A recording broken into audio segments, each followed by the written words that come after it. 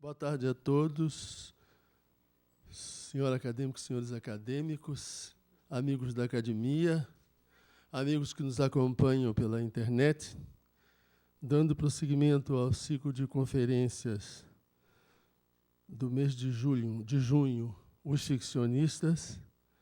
Teremos hoje o prazer de ouvir o professor Oleg Almeida, que vai falar sobre Fyodor Dostoiévski, profeta, artista e jogador. A rigor, profeta, artista e jogador, três faces de Fyodor Dostoiévski. O nosso conferencista nasceu na Bielorrússia e radicou-se no Brasil em 2005. É poeta, ensaísta e tradutor multilingüe, sócio da União Brasileira de Escritores de São Paulo.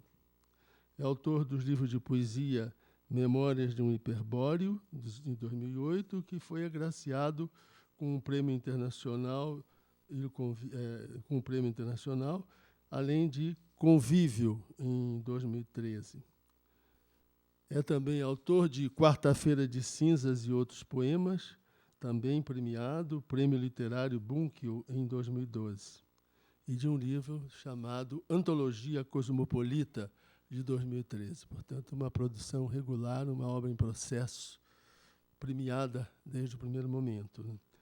Também é o autor de numerosas traduções do russo.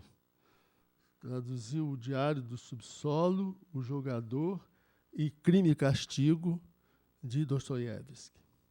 Pequenas Tragédias, de Alexander Pushkin.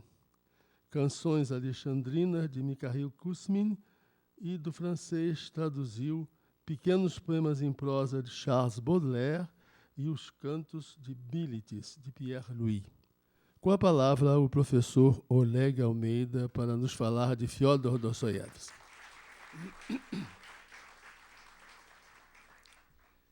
Meus caros amigos, como já foi dito, o protagonista da nossa conversa de hoje vai ser Fyodor Dostoiévski, reconhecido como um dos maiores ficcionistas de todos os tempos, não apenas da língua russa, mas de todos os tempos em geral.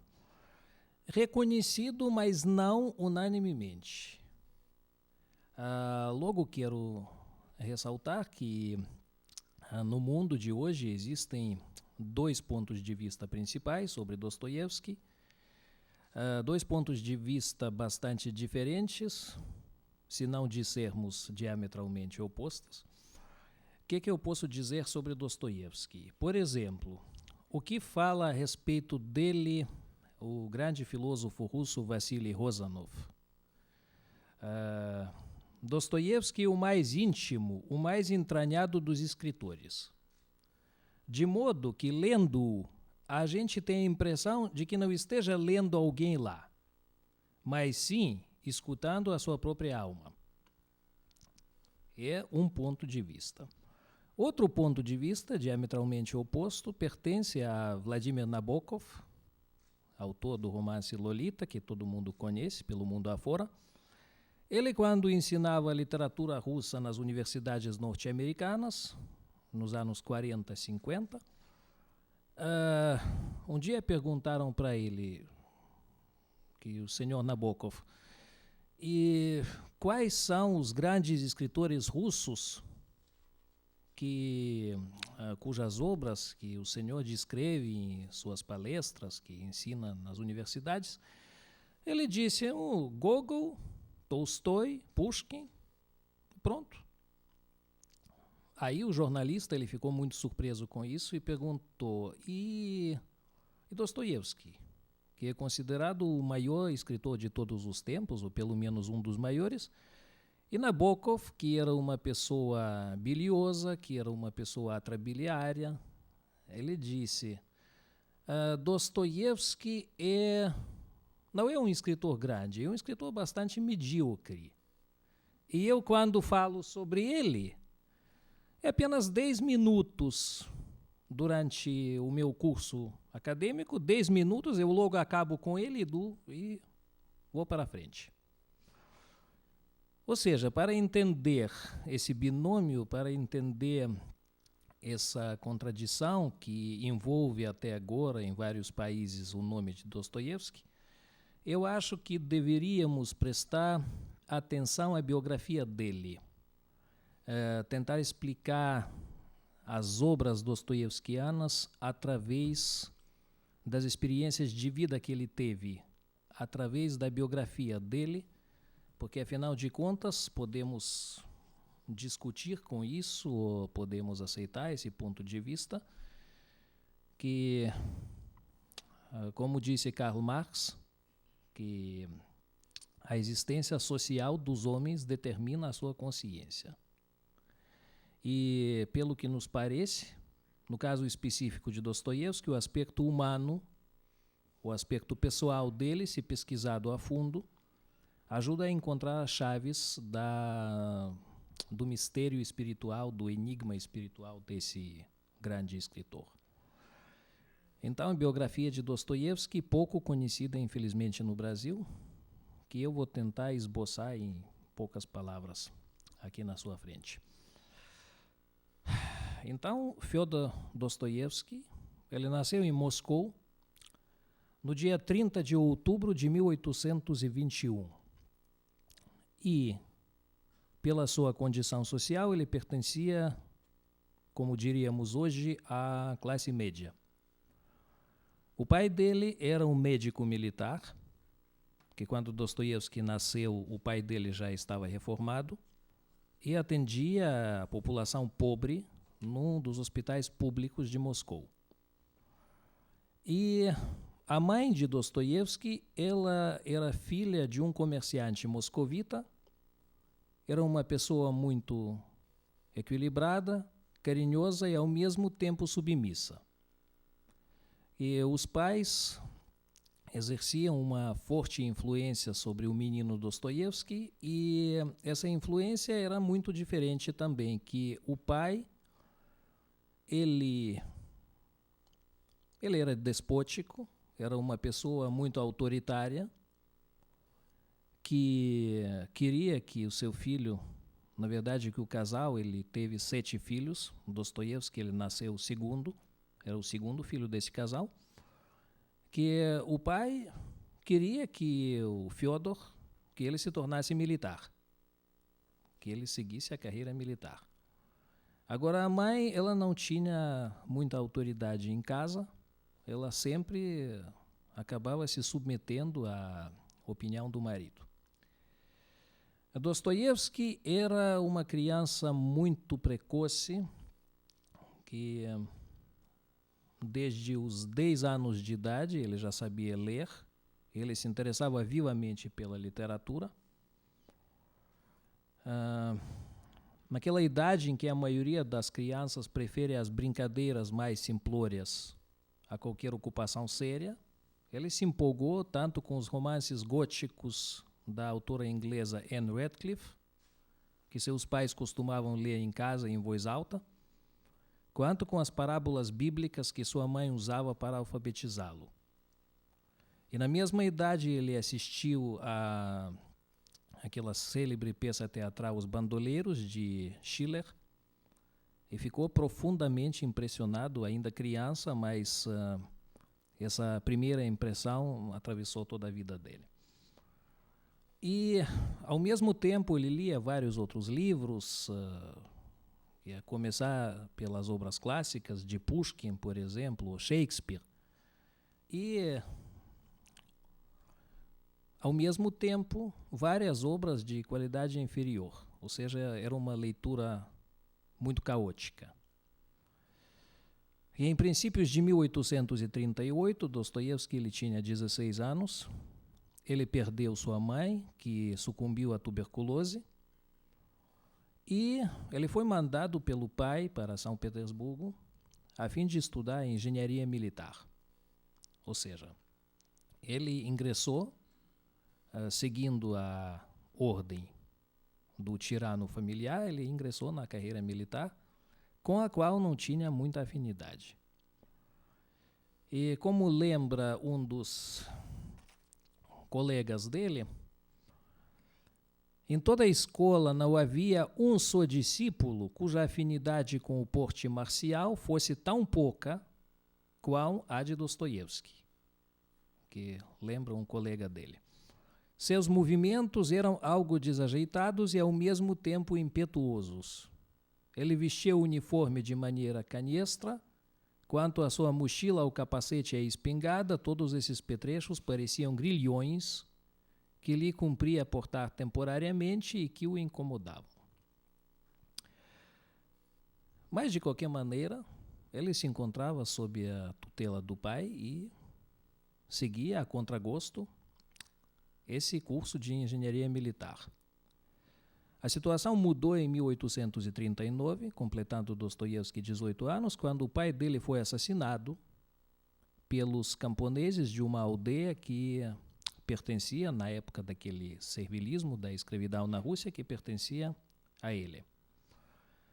Que em termos do laudo médico, ele teria sofrido um derrame cerebral, mas as más línguas diziam que tinha se envolvido com uma moça camponesa e, por represália, foi assassinado pelos camponeses dessa aldeia.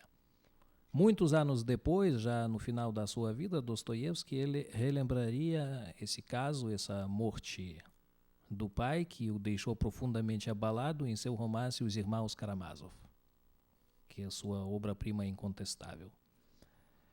Em 1843, terminando o curso de Ciências Exatas, Dostoiévski ele foi promovido a alferes e começou a servir no exército como engenheiro militar.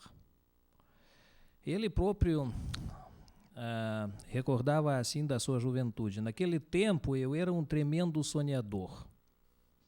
Gostava de me imaginar em meus devaneios juvenis, ora Péricles, ora Virgem Maria, ora um cristão da época de Nero, ora um cavaleiro a lutar num torneio. Com o que não sonhei quando moço, o que não vivi com todo o coração naquelas divagações douradas e veementes que pareciam a via do ópio. Ou seja, já era escritor que pouco a pouco compreendia a sua vocação literária, que sonhava em escrever. Mas, ao mesmo tempo, ele, tendo recebido a herança paterna, ele se envolveu com a boemia de São Petersburgo e começou a jogar. Ou seja, ele se reconheceu não apenas como, se assumiu não apenas como escritor, mas como jogador também.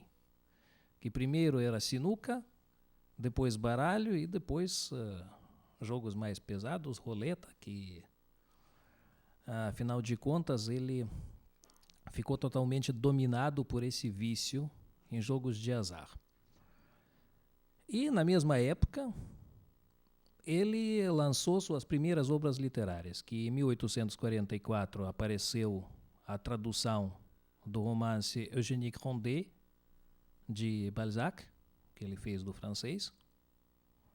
E, em 1846, ele publicou a sua primeira obra autoral, Gente Pobre, que é recentemente traduzida, lançada aqui no Brasil, traduzida diretamente do russo.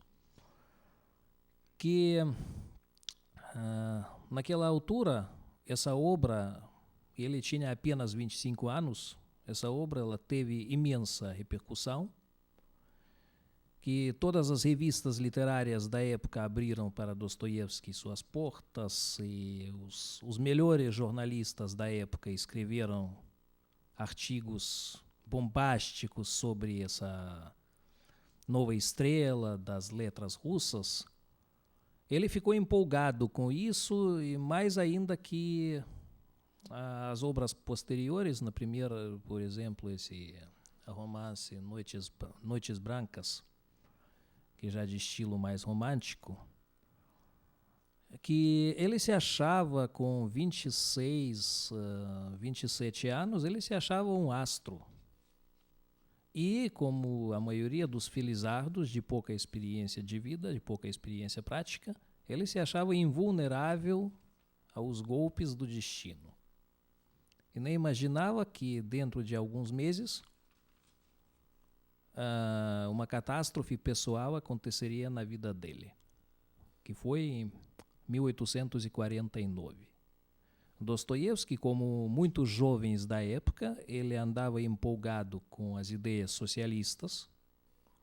Ele se interessava vivamente pelo socialismo utópico e desde que saiu da escola de engenharia militar, ele se envolveu com um grêmio clandestino que atuava de forma clandestina em São Petersburgo, tensionando a reconstrução liberal da Rússia, que na época é um país muito despótico e muito ultrapassado em comparação às potências europeias.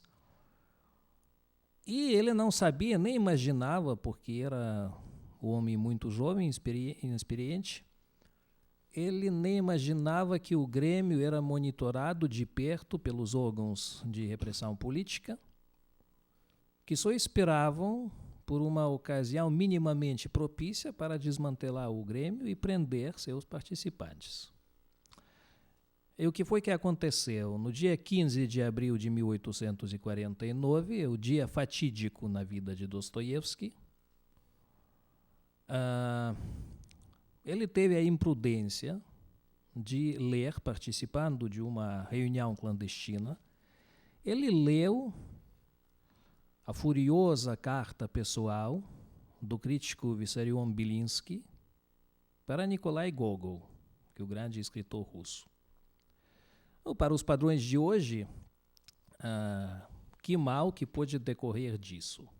O que pôde acontecer quando você conversa com os amigos, com as pessoas próximas, e lê em voz alta um documento proibido, criminalizado, mas que apesar disso circulava de mão em mão na capital do Império Russo. Ele teve a imprudência de ler essa carta, esqueceu no dia seguinte, que foi seguindo o seu ritmo normal de sua vida, e uma semana mais tarde, no dia 23 de abril, ele foi preso pelo 3º Departamento, que, como se chamava na época, a Polícia Política da Rússia, e enclausurado na fortaleza de São Pedro e São Paulo, bem no centro de São Petersburgo, que hoje em dia é um monumento histórico tombado como parte do patrimônio histórico-cultural da Rússia. Na época era a mais temida prisão política da Rússia. E ele ainda não entendia o que estava acontecendo. Ele achava que tivesse acontecido algum erro, algum engano, que ele não tinha culpa nenhuma. Ele reconheceu que, sim, realmente ele participava daquelas reuniões, fazia parte do Grêmio Socialista. Ele disse: sou livre pensador no mesmo sentido em que podem chamar de livre pensador toda pessoa que sente no fundo de seu coração o direito de ser cidadão e de desejar o bem de sua pátria. Que é apenas isso. Qual foi a resposta? Que a promotoria, em resposta a isso, a promotoria propôs destituir o tenente reformado Dostoiévski, na época ele já não servia no exército, destituí-lo de todos os títulos e direitos de propriedade e submetê-lo à execução por fuzilamento. Agora eu pergunto, seria possível relevarmos nos dias de hoje a crueldade da época, em que, correndo os olhos por uma folha de papel, qualquer cidadão de bem corria o risco de ser condenado à morte? Mas a lei era essa. E o trâmite judicial ele levou cerca de 2 meses, que Dostoiévski ele foi condenado a 8 anos de trabalhos forçados em presídios siberianos, com a cassação de todos os direitos civis. E o que aconteceu? Que o próprio imperador Nikolai I, que na época era o soberano da Rússia, ele decidiu exibir sua clemência perante a nação. Ele despachou por escrito, com sua própria mão, 4 anos e depois servir como soldado raso. Ele já era tenente. O Dostoiévski ele não foi informado sobre essa clemência, entre aspas, do imperador. E no dia 22 de dezembro de 1849, outra data fatídica, ele passou 10 horríveis minutos de desmedido pavor, como ele próprio escreveu, contemplando seus amigos encapuzados e amarrados a postes de madeira, já na mira do pelotão de fuzilamento.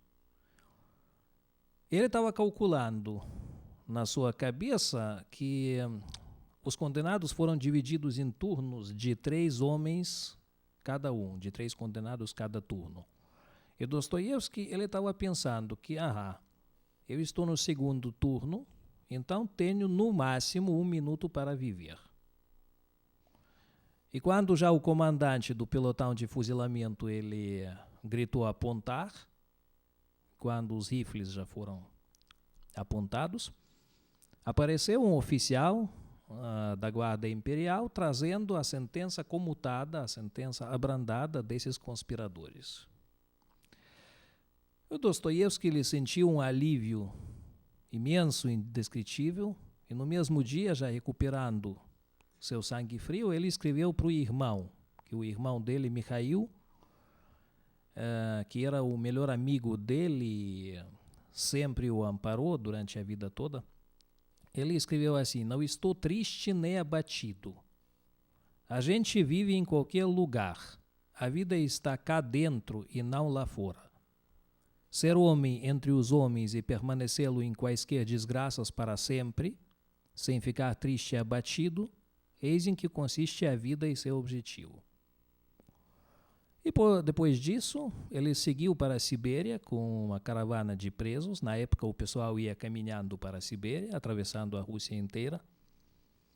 E em janeiro de 1850, ele ingressou na chamada Casa dos Mortos, que era presídio de regime especial, onde eram mantidos os criminosos mais temíveis da Rússia, que esse presídio se encontra na cidade, até agora, até hoje em dia, se encontra na cidade de Omsk, bem no interior da Sibéria, e também é tombado como parte do patrimônio histórico-cultural da Rússia. Ou seja, que a memória de Dostoiévski, mesmo nesses anos presidiários, que continua viva, e bem viva. Então, a única coisa que ele não viveu na cadeia, que ele não foi desfigurado, porque na época os criminosos de origem humilde, eles traziam no rosto, aqui na testa e nas faces, traziam a palavra russa vor, ou seja, ladrão, que estampada com ferro incandescente no rosto. Ou seja, era para a vida toda e não tinha como negar a sua origem. Ele, como sendo fidalgo, ele não teve o rosto desfigurado, mas fora isso, ele se familiarizou, rodeado daqueles assassinos, assaltantes e criminosos políticos, ele se familiarizou com todas as mazelas da cadeia russa. Ele escreveu assim também sobre esse período: vivíamos amontoados, todos juntos na mesma caserna. Estávamos empilhados, como os arenques num barril, ou seja, como sardinhas em lata. Dormíamos nas tarimbas sem lençóis, sendo-nos permitido um só travesseiro. Cobríamos-nos com nossas piliças cortinhas. Internavam-me volta e meia no hospital. O desarranjo dos nervos causou-me a epilepsia. Contudo, não perdi o meu tempo em geral. Conheci o povo russo tão bem como poucas pessoas talvez o conheçam. E depois, em 1854, saindo da cadeia, ele foi transferido para o Cazaquistão, serviu mais 6 anos como soldado raso, e lá ele atravessou esse período de ressurreição, eu diria, espiritual, porque ele abriu mão dos ideais socialistas, ele entendeu que o caminho não era aquele e já não era mais aquele sonhador exaltado que acreditava em seu brilhante futuro literário, naquelas quimeras todas, mas era um pecador arrependido à procura de novos rumos para a sua vida e seu talento. Em 1859, ele voltou, depois de 10 anos de exílio, ele voltou para São Petersburgo, casado com a viúva de um funcionário público. E também o chefe do 3º departamento da Polícia Política pessoalmente assinou a permissão de Dostoiévski morar em São Petersburgo. Sem isso não tinha como. E ele voltou como se não tivesse se ausentado. E o pessoal ainda se lembrava dele, que as editoras e as revistas literárias de novo abriram suas portas. Ele começou a escrever nos 5 primeiros anos que sucederam ao seu regresso a São Petersburgo. Ele publicou primeiro Memórias da Casa dos Mortos, que é um romance documental sobre a cadeia russa. Depois, o romance de estilo sentimental Humilhados e Ofendidos. Depois, várias novelas, vários contos, como, por exemplo, Diário do Subsolo e Uma Anedota Ruim, que é conto satírico. E dezenas de notas, resenhas, ensaios que ele publicava em várias revistas. Para quê? Para ganhar dinheiro. Por quê? Ele não tinha nenhuma profissão. Ele não servia mais como militar, ele precisava se alimentar e sustentar sua família. E isso seria, pelo resto da vida, seria o pesadelo dele, a necessidade de sustentar a família e de escrever por dinheiro. Dostoiévski, ele nunca escreveu, voltando do seu exílio siberiano, ele nunca escreveu uma só palavra por prazer, por interesse, ele escrevia para ganhar dinheiro. E ainda assim criou essas obras-primas que todo mundo conhece. E o que aconteceu? Aconteceu que a esposa se decepcionou profundamente com a incapacidade do marido de ganhar dinheiro, que eles viviam realmente numa pobreza pungente, numa pobreza muito séria. E a situação se agravou ainda em 1862, que quando Dostoiévski ele viajou pela primeira vez para a Europa e descobriu aqueles luxuosos cassinos da Alemanha. E descobrindo o cassino, ele começou a gastar todo o dinheiro que ganhava no suor do rosto, ele começou a gastar com o jogo.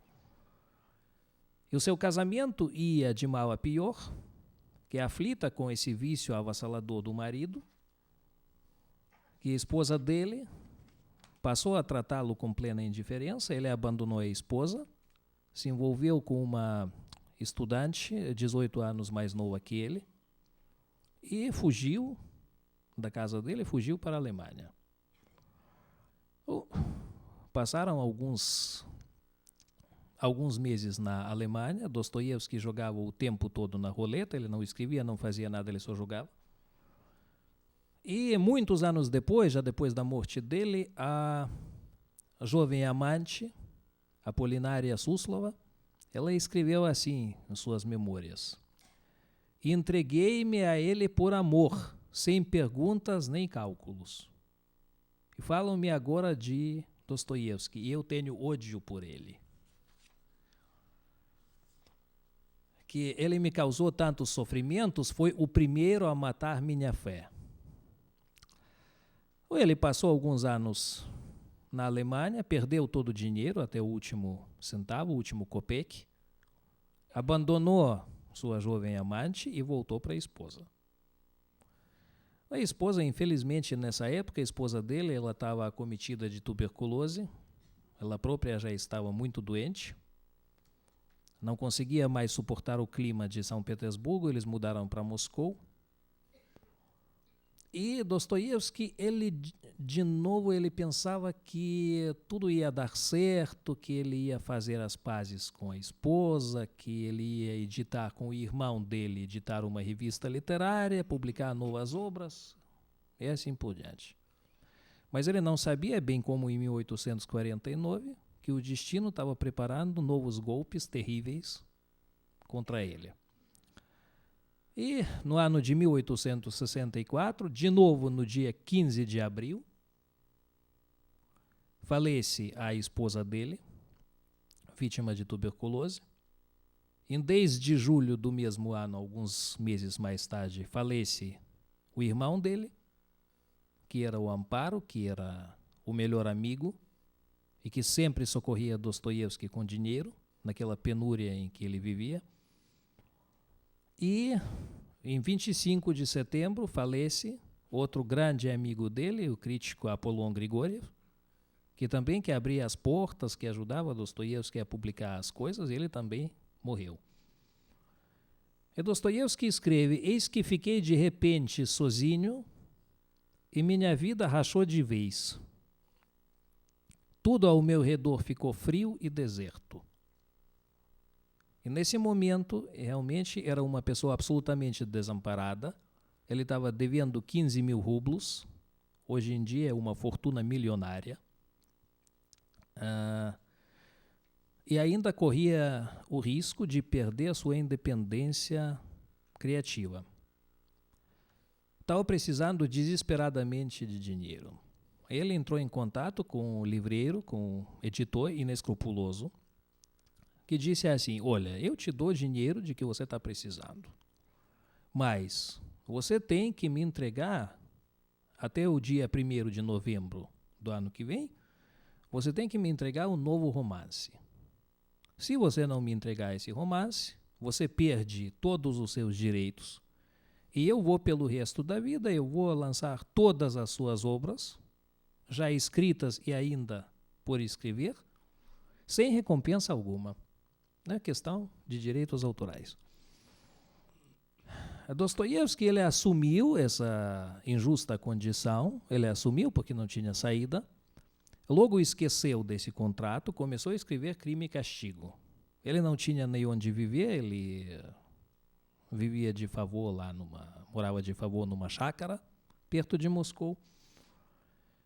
E depois abandonou Crime e Castigo e foi para a Alemanha. Foi para a Alemanha para quê? Jogar. Jogar de novo, que mesmo na iminência do colapso financeiro, a roleta atraía Dostoiévski como um imã. Ele escreve da Alemanha em 1865, ele escreve: faz 3 dias que não almoço, sustentando-me com chá de manhã e de tarde. O estranho é que não estou com muita fome.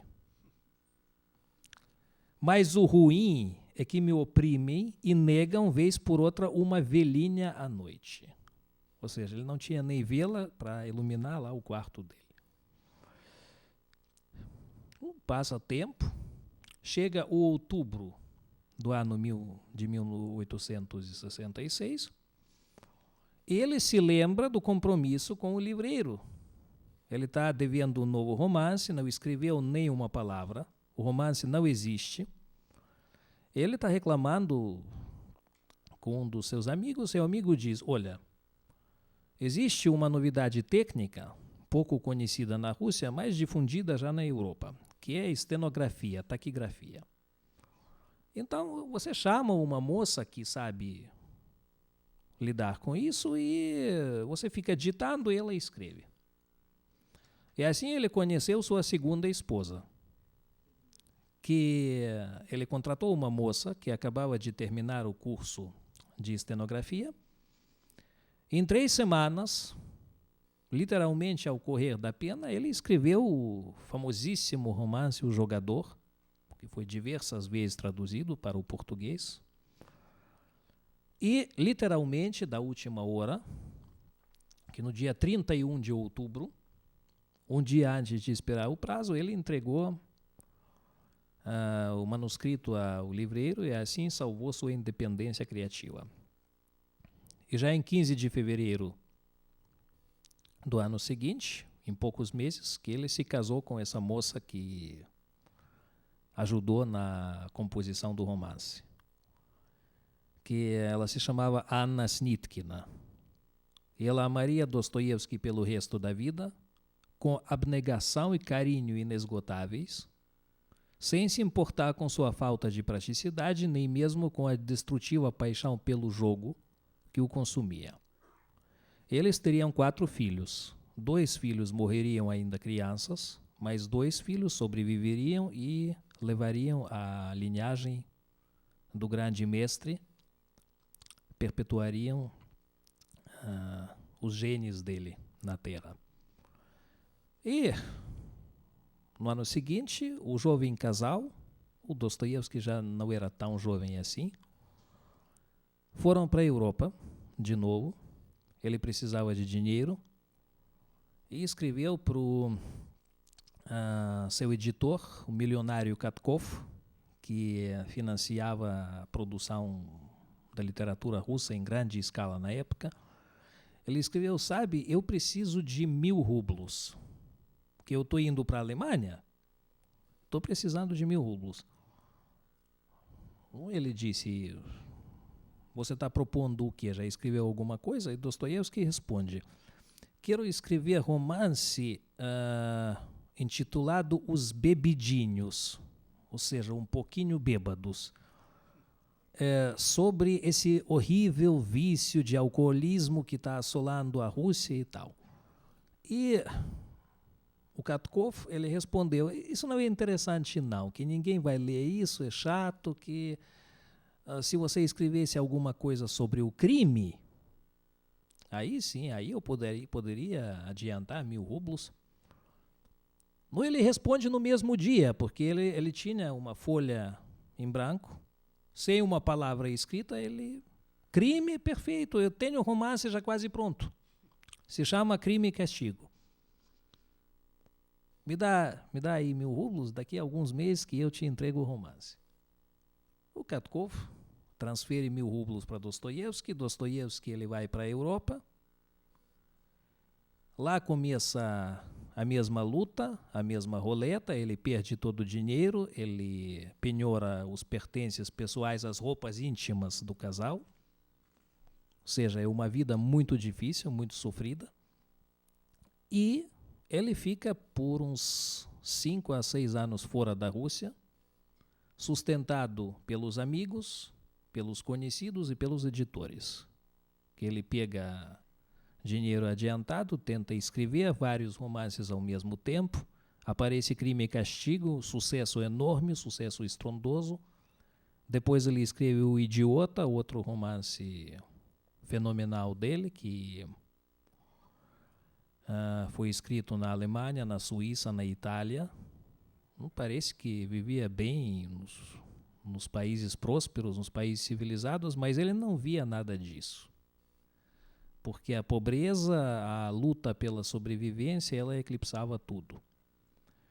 E só em 1871, muitos anos depois, que ele conseguiu se livrar do seu vício pela roleta, pelos jogos de azar, ele escreveu para sua mulher, desapareceu a abjeta fantasia que me tinha atormentado por quase 10 anos.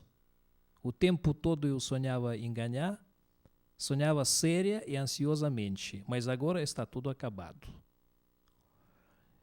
E ele volta para a Rússia, aparecem os grandes romances dele, Crime e Castigo, que é obra inaugural da vertente psicológica nas letras russas. Depois O Idiota, a história de um humilde de espírito, vencido pelo cínico praticismo da sociedade burguesa. E os próximos romances, Os Demônios, O Adolescente e, sobretudo, Os Irmãos Karamazov, que projetaram Dostoiévski não apenas na própria Rússia, como internacionalmente, foram traduzidos para todos os idiomas. E, por exemplo, ele chegou ao ápice do reconhecimento nos anos 70 do século XIX, com a edição do Diário do Escritor, que era o diário pessoal dele, que ele editava em folhetins, mês após mês, durante vários anos. Que um dos contemporâneos escreveu assim: havia quem dissesse que lia o diário com veneração, igual à escritura sagrada. Uns viam em Dostoiévski seu mentor espiritual, outros um oráculo, pedindo-lhe que esclarecesse suas dúvidas sobre algumas questões cruciais da época. E ele próprio não entendia por quê. Ele não entendia. Ele próprio se achava um escritor muito modesto. Escreveu lá algumas coisinhas, mas por que essa fama toda e essa idolatria e tal? E a vida que já tinha desferido muitos golpes nele, que ela levou Dostoiévski aos pontos mais altos do reconhecimento. Ele conheceu os líderes do governo, ele conheceu os líderes dos partidos que governavam a Rússia na época, senadores, conselheiros de Estado e tal, que ele andava, por exemplo, com a eminência parda do governo imperial na época, que era o senador Pobedonostsov, e ele foi eleito membro correspondente da Academia das Ciências da Rússia, incorporado ao Comitê Honorífico da Associação Literária Internacional em Londres. E como escreveu, por exemplo, não foi o reconhecimento oficial, como escreveu o diretor do Departamento Geral da Imprensa, o senhor Dostoiévski, um talento de primeira grandeza, não só nas letras pátrias, como também nas europeias, tanto pela força de sua criatividade artística, quanto pela profundeza da análise psicológica. E o próprio Dostoiévski, empolgado com esse sucesso, ele exclamou certa vez: o meu nome em si vale 1 milhão. Mas o problema é que ele não tinha esse 1 milhão. Que ele alugava, que eu vi pessoalmente o apartamento onde ele morava, em São Petersburgo, um apartamento imenso, que tem uns 300 metros quadrados, que 6 quartos lá, um gabinete imenso, despensa, biblioteca, qualquer coisa. Mas ele não tinha como pagar esse apartamento. Ele alugava, ele escrevia como condenado, ele escrevia de manhã, de tarde, de noite, acabando com sua saúde, e gastava todo o dinheiro, porque tinha 4 filhos, precisava sustentar a família. Quando ele morreu, não havia literalmente 1 centavo para enterrá-lo. Que o amigo dele, Pobedonostsov, que era o amigo íntimo do imperador, ele pediu 2.000 rublos para enterrar Dostoiévski. Mas, enfim, em 1880, ele escrevia realmente, que ele escrevia depressa, como se temesse perder um instante daquele tempo precioso que ainda tinha pela frente. Ele escreveu em 1880, poucos meses antes de falecer, ele escreveu para uma amiga: se existe alguém condenado a trabalhos forçados, sou eu. Fiquei recluso na Sibéria por 4 anos, mas lá o trabalho e a vida eram mais suportáveis do que este meu labor de hoje, que entre 15 de junho e 1º de outubro escrevi cerca de 20 folhas do meu romance. Cada folha, 40.000 caracteres. E mais, editei o diário do escritor em 3 folhas, fiquei sentado e trabalhei dias e noites. E minha saúde anda tão mal que você nem pode imaginar. Por causa do catarro das vias respiratórias, formou-se um enfisema, coisa incurável, e meus dias estão contados. Que ele sabia que morreria em breve, que ele era condenado pelos médicos, mas ainda tinha essa ânsia em escrever, pelo menos para terminar o seu último romance, Os Irmãos Karamazov, que ele, como sempre, às pressas, correndo, mas levou a cabo. E em 26 de janeiro de 1881, ele teve uma súbita e profusa hemorragia gutural, que começou a sangrar pela boca. E o médico, chamado às pressas pela família, constatou rompimento da artéria pulmonar. 2 dias depois que Dostoiévski ele já estava no leito de morte, de repente ele se sentiu um pouco melhor, que surgiu alguma esperança que ele podia sobreviver. E ele pediu, ele era sobretudo nos últimos anos da sua vida, ele era uma pessoa muito crente, muito convencida nos valores cristãos tradicionais. Ele pediu que a mulher abrisse o evangelho. E a mulher abriu o evangelho e ele, agora eu vou citar esse momento, ele abrindo a esmo o evangelho de São Mateus, ele vê a seguinte passagem, a primeira coisa que salta aos olhos. Mas João procurava impedi-lo, dizendo: sou eu que devo ser batizado por ti e tu vens a mim. É a história de Jesus Cristo batizado pelo João Batista. Jesus, porém, respondeu-lhe: por enquanto deixa como está, porque devemos cumprir toda a justiça. E João concordou. Então Dostoiévski, ele viu essa passagem do Evangelho, olhou para sua mulher e disse: está escrito, deixa como está. Então me deixa morrer. E realmente, algumas horas mais tarde, ele entrou em coma e no mesmo dia ele faleceu. E o que aconteceu? Que quando ele morreu, havia muita dívida, a família ficou totalmente desamparada, não tinha dinheiro para nada, e quem salvou foram os amigos, os fãs do talento literário dele, de grande gabarito.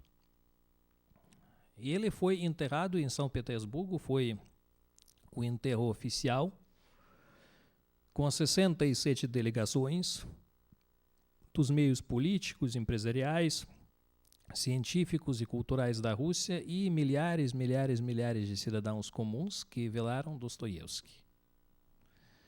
Também poucas pessoas na época entendiam quem tinha morrido. Não morreu um escritor, mas os escritores eram muitos, que ninguém tinha essa capacidade, naquele momento, poucas pessoas tinham capacidade de avaliar o talento, a imensidão, essa contraditória imensidão do talento dele. Mas ele foi sepultado no cemitério do mosteiro de Alexandre Nevsky, em São Petersburgo. Também o cemitério mais prestigioso, eu acho que toda a cultura, toda a literatura, toda a música russa, todos os maiores representantes são enterrados lá. E o amigo de Dostoiévski, Vladimir Solovyov, ele disse no enterro dele: o amor de Dostoiévski é o nosso amor, e a fé de Dostoiévski é a nossa fé. Unidos pelo amor por ele, esforcemo-nos para que tal amor nos ligue um ao outro. Só então é que prestaríamos dívida homenagem ao timoneiro espiritual do povo russo por seus grandes trabalhos e sofrimentos. E agora eu sou, para finalizar esse ensaio biográfico, que eu leio a parte final. Dostoiévski morreu aos 59 anos de idade. Porém, sua vida parece ter abrangido várias gerações. Foram ao menos 3 homens que se encarnaram nesse russo fantástico. 3 homens diferentes. Grande profeta, ele antecipou a pavorosa degradação moral que o mundo presenciaria ao passo que se desenvolvesse tecnologicamente, o crescimento desenfreado das tendências bárbaras naquela sociedade futura que se pretenderia civilizada até a medula dos ossos, o empobrecimento interior das pessoas descrentes da primazia necessária da razão sobre o instinto e do espírito sobre a carne. Quando ele escreveu, por exemplo, o romance Os Demônios, sobre o assassinato por motivos políticos, sobre a ideia política que prevalece sobre os mandamentos cristãos, disseram que isso é impossível, que na Rússia isso nunca vai acontecer. Porque besteira é profanação do povo russo, da ideia russa, que é tudo fruto da imaginação mórbida de Dostoiévski. Passaram uns 30 anos, a Revolução de Outubro afundou a Rússia no sangue, que foram exterminados todos os valores cristãos, geral. Durante 70 anos nem se tratava disso, que era outro país e de certa forma era outro planeta, e eu vivi aquela época, bem no finalzinho, mas eu me lembro. E esse banho de sangue se repercutiu por vários países. E basta se lembrar a Alemanha, por exemplo, na época da Segunda Guerra Mundial, e as mais variadas ditaduras pelo mundo afora, inclusive aqui na América Latina. Ao mesmo tempo, artista genial, criou uma extensa galeria de personagens quase folclóricos, como misantropo a destilar seus rancores num canto escuro, é do Diário do Subsolo, que o cara que odeia a humanidade como tal, e chega, através desse ódio pela humanidade, ele chega a odiar a si próprio. O assassino, que aceitou o castigo imposto por leis para mitigar o de sua própria consciência, como crime e castigo, que o cara, ele evitou a perseguição policial, não havia nenhuma prova contra ele, mas ele se entregou pessoalmente, ele se delatou, porque não conseguia mais suportar os remorsos que o acometiam. Ou príncipe idealista, de alma pura e bolso vazio, taxado de excêntrico, se não de louco, tal qual Dom Quixote a combater os moinhos de vento, é o romance O Idiota. Tomando por base suas experiências íntimas, concebeu diversas histórias universais, inteligíveis em qualquer uma das línguas para as quais elas seriam vertidas. Jogador de carteirinha, que também Dostoiévski era, viveu de forma intensa, com ardor e sofreguidão, entregou-se às emoções mais irracionais e mesmo perigosas para usufruir de cada momento e cada impulso, sem se inquietar com o que desse viesse e ocorresse. Quem vislumbrar essas três faces nas entrelinhas dos textos dostoievskianos não estranhará nenhum dos paradoxos, nem se assustará com nenhuma das aberrações que deles constam. Ou seja, os romances de Dostoiévski é coisa pesada, coisa difícil de ser lida, coisa trágica, perturbadora, mas lendo esses textos a gente precisa se lembrar o tempo todo de como foi a vida desse escritor, daquilo que ele próprio vivenciou, de que ele próprio viveu. E pode-se adorar Dostoiévski ou detestá-lo. Que tem pessoas na própria Rússia que não compartilham essa idolatria dostoiévskiana, que dizem era um escritor razoável, mas nada de assim tão extraordinário. Tem pessoas que pensam assim. Mas não se pôde fazer de conta que tal escritor jamais existiu. Pôde-se achar suas obras magníficas, ou imputar-lhes tudo quanto seria imperfeição estilística, porque realmente Dostoiévski, ele escreve, eu como tradutor, prestei atenção a esse fato, que o Dostoiévski, a grandeza do conteúdo, colide nas obras dele com o estilo, muitas vezes o estilo mal trabalhado, eu diria, o estilo caótico, o estilo, digamos, simplificando, digamos, enrolado. Mas não vamos nos esquecer que ele sempre escreveu por dinheiro. e que ele queria escrever rápido, ele não se importava com a beleza estética. E isso se percebe em todos os originais russos, que é, a propósito, poucas traduções para o português que conseguem captar esse lado estético de Dostoiévski. Então, mas não se pode ignorar como têm sido importantes essas obras para o progresso cultural da humanidade. Primorosas ou questionáveis, elas merecem ser lidas com atenção e respeito. Vale a pena seguirmos o sábio conselho do poeta Inokente Anensky, que é também um dos contemporâneos de Dostoiévski, que exortou sincera e incisivamente os leitores russos. Ele disse assim: leiam Dostoiévski. Amem Dostoiévski se puderem. E se não puderem, insultem Dostoiévski, mas ainda assim leiam-no. Então, mais ou menos.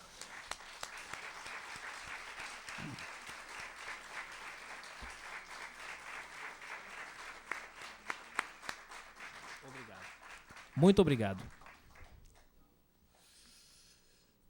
Bem, as primeiras palavras do professor Oleg foram impactantes, no mínimo impactantes.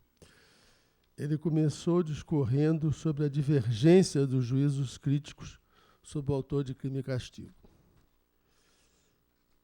No rumo de uma avaliação, ele associou biografia e obra, com ênfase na primeira, e procurou justificar a razão de sua opção de leitura.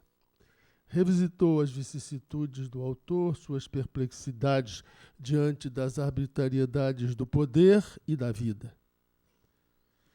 Repassou seu percurso existencial, onde destacou a motivação monetária que o levou a escrever, nos preparando para o desfecho da fala, onde ele justificou o estilo, ou o que ele chamou de... Você usou um termo que eu esqueci.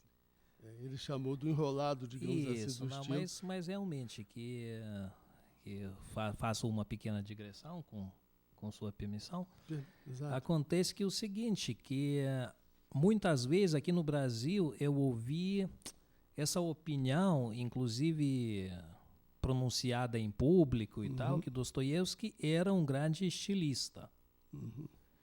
As traduções portuguesas que existem, sobretudo as antigas traduções de José Geraldo Vieira, por exemplo, que feitas a partir do francês, da tradução francesa, realmente podem criar essa ilusão de que era um grande estilista, de que ele escrevia com muita clareza, com muita nitidez, que tecia esse conteúdo das suas obras, mas o original russo podem me acreditar que não é tão simples assim. Que realmente, lendo o original russo, a tradução, que eu posso dizer por experiência própria, a tradução adequada do russo para o português é um suplício. Muitas vezes é um suplício. É uma pedreira. Exatamente. Tá bom, obrigado. Bom, como se vê, né? O impacto continua, né? E pelo menos já estamos vendo em que caminhos o Oleg percorreu na direção da sua tradução. Por fim, ele explicitou com naturalidade o tema da conferência. Na verdade, ele falou do jogador, do profeta, do artista. Né? E disse da miséria do autor, disse da decadência, disse da miséria da decadência do autor e da glória do artista, do ficcionista. Nós saímos deste teatro hoje mobilizados por uma motivação: ler ou reler Dostoiévski, para pelo menos nos posicionarmos. Um ficcionista medíocre, um autor tocado de genialidade. O desafio está lançado. Ou talvez fosse um romancista mediano. O autor põe o texto diante do leitor. O leitor dispõe do texto que o autor colocou à sua disposição. o crítico se interpõe. A ele cabe iluminar a opacidade do texto literário, para que nós possamos vislumbrar o que nele se revela, o que se esconde nos desvãos do seu silêncio. O conferencista lançou luzes de forte claridade nessa direção, na direção dos caminhos possíveis, na direção que nos leva, no mínimo, a reler os irmãos Karamazov. Acabei de aprender a pronúncia correta. Exatamente. Todo mundo fala Karamazov, mas dos na irmãos verdade é Karamazov. A Academia agradece, colega, a sua belíssima conferência e vamos para a leitura do autor que você tão bem nos retratou nessa tarde. Muito obrigado. Muito obrigado. Eu que agradeço.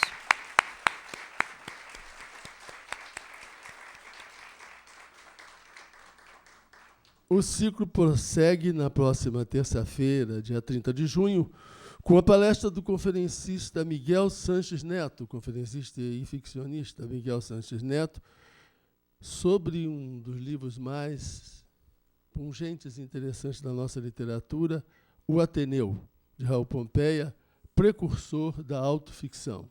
Já o subtítulo é instigante.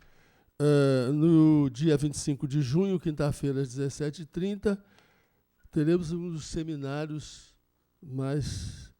talvez dos mais oportunos e mais pertinentes no momento que nós estamos vivendo, Instituições e Democracia. Participam o acadêmico Merval Pereira, Carlos Pereira e Gustavo Binengenboim. Muito obrigado, está encerrado o seminário.